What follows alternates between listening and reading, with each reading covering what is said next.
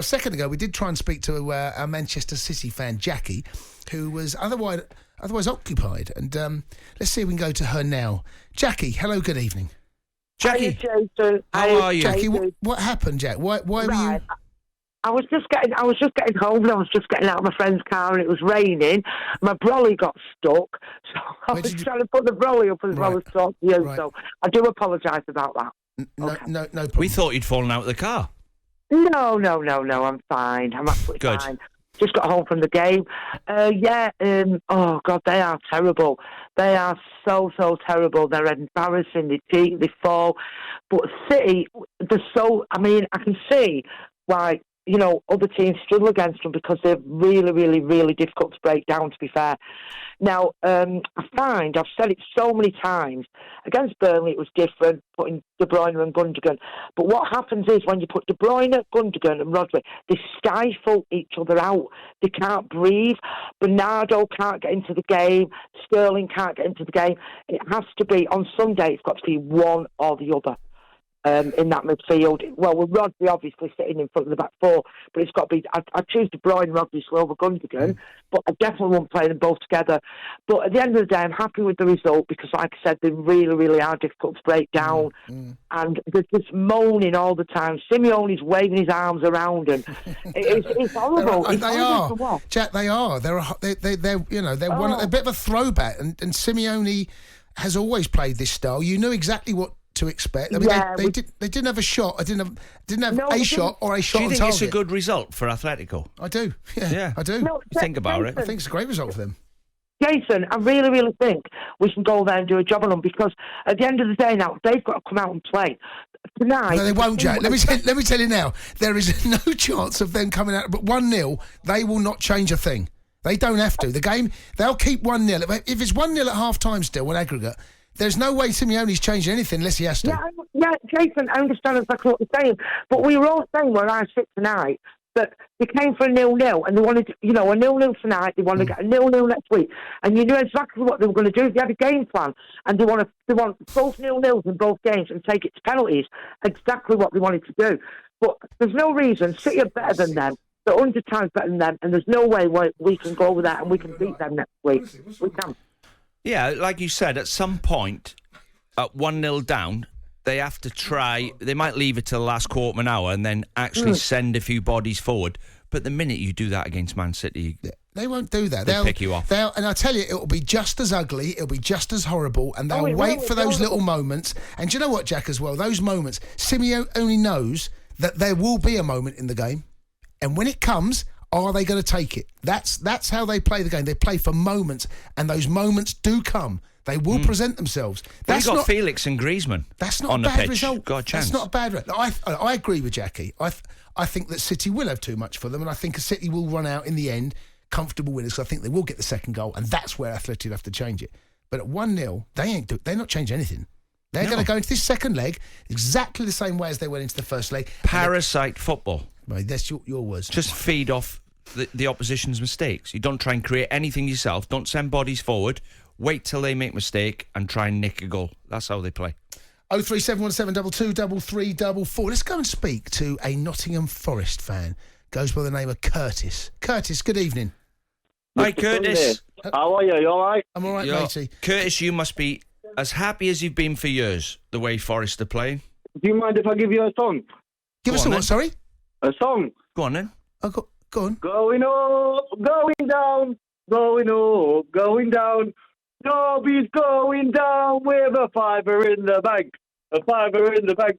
A fiver in the bank. You're having a pop at Derby. Okay, I get it. Yeah. Is that what you've done, Curtis? You phoned up just to gloat and sing? Well, basically, but have you seen what's happened to Forest with the results today as well? Go on, I've got the league table in front of me. Tell me. Well, basically, if we beat Coventry tomorrow, I think we go to 5th with 3 games in hand. I mean, how do you like that? Big if. You got to win, though, Curtis. If. I mean, we're winning every game, Mr. Cundy, so what's the if? Well, I haven't won it yet. I mean, pride before a fall and all that sort of stuff. Tell you what, Steve Cooper's got them players playing like a team. They've got some energy. 1, 2, 3, 4, Stevie. Curtis, Yo, have you been out tonight? No, I don't go out, mate.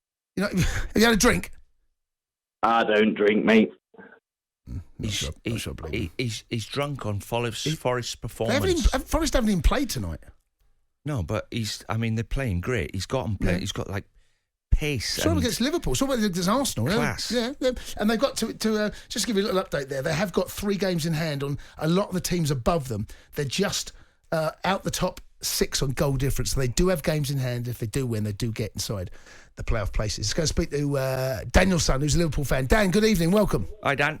In fact, the last time I spoke to Dino would have been 2009 Sportsman's Dinner at the local cricket club in Southport. Oh, I remember. Yeah. Yeah, it was a good night, that Dean. You spoke well. Oh, thanks. Thanks very much. But no, listen, guys, I don't really know what to say. I'm at the risk of repeating myself on previous calls, but another massive performance on the road. Good result heading into the weekend's game. And really optimistic now that we can get a result at the Etihad, to be honest, I really do. Some sloppy moments in that game, I felt, Dan. And the way Liverpool play, because they are high energy, high intensity, close the ball down, they do give teams a chance. And I felt there was moments in that game for Benfica. There was, and we spoke about it earlier to I think it was the previous Liverpool caller. Canassa is only still young at 22. He's a lad with real quality, and I do believe he's got heaps of potential. He's still got that little bit of an experience that you highlighted before, Jason. And I think once Darwin Núñez did get that sort of consolation goal for Benfica, we were a little bit on the back foot. Well, he made the 3 subs, didn't he? You could tell that Klopp was concerned about the second half performance. Benfica on the front foot. There was a lot of sloppy play. Alcantara got booked as well, a bad pass, and he dragged him down. And just felt as though that if they got the second goal, Benfica, which they didn't deserve, in my opinion, because Liverpool were decent. They were good for their 2-1 lead, but just felt as if the game was just it kind of swung in Benfica's favour. No, well, what he'll do now, Klopp, he's got his staff there. They'll have a meeting, right? And he'll say, right, lads, this is what he'd probably do. We've won the game, but Alisson, the risk you took when we're winning was unnecessary. Trent Arnold, 2 great balls you've put in, magnificent through balls, but you got done at the back post. You let the wide player get inside you. He's misheaded it. Konate, the cross that come in, you've took your eye off the ball.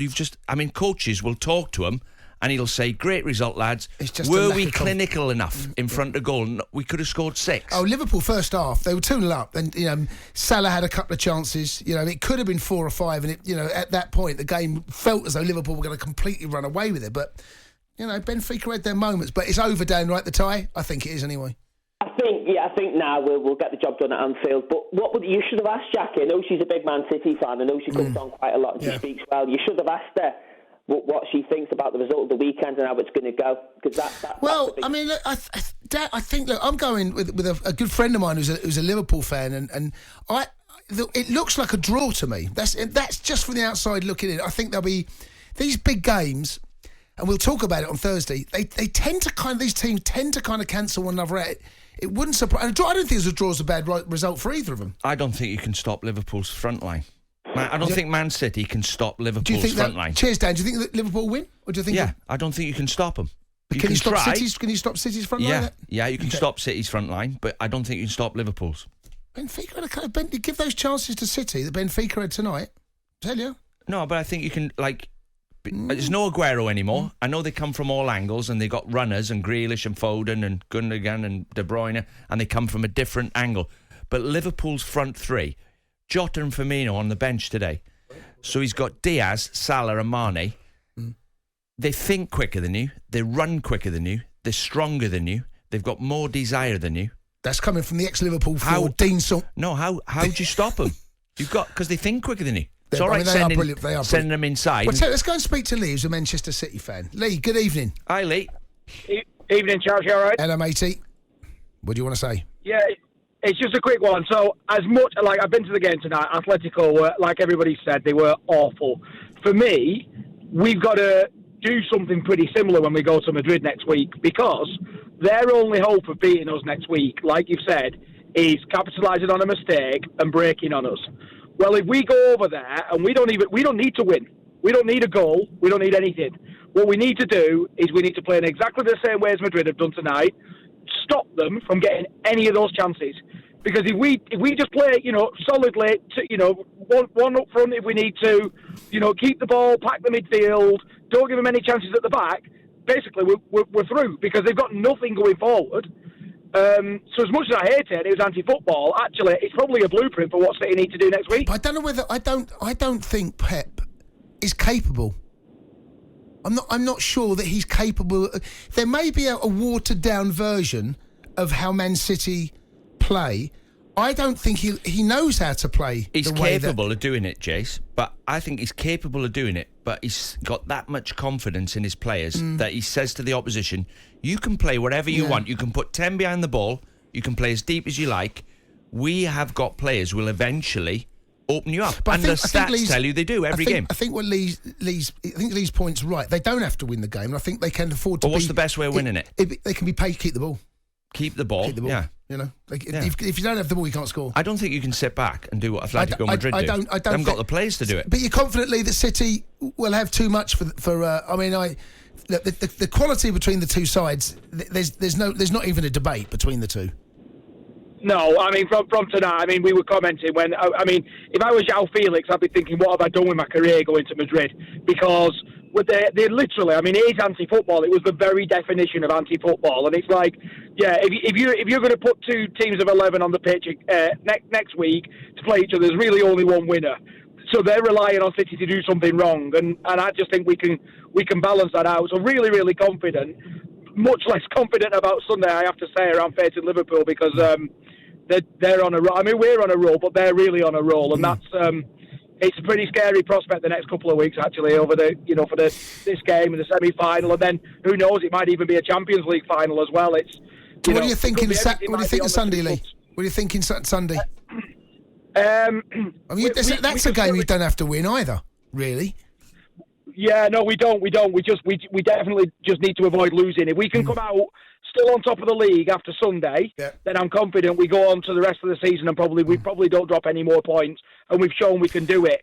But Liverpool are so dangerous. It's literally a 50-50. And it doesn't matter whether it's at the Etihad or Anfield, this could go either way, and it's one of those games that makes you nervous for a week or 2 weeks in advance of it. It's that big a game, really. Indeed. Look, thanks for the call. They're the two best sides, certainly over the last 2 or 3 seasons in this country. No doubt about it. Go toe-to-toe. Massive, Dino. Well, great. I can't wait. Great game to watch. If you're a neutral, it's a great game to watch. And you've got two different styles. I think Man City have got a better midfield, and they've got more players in midfield. Liverpool have got the best front three.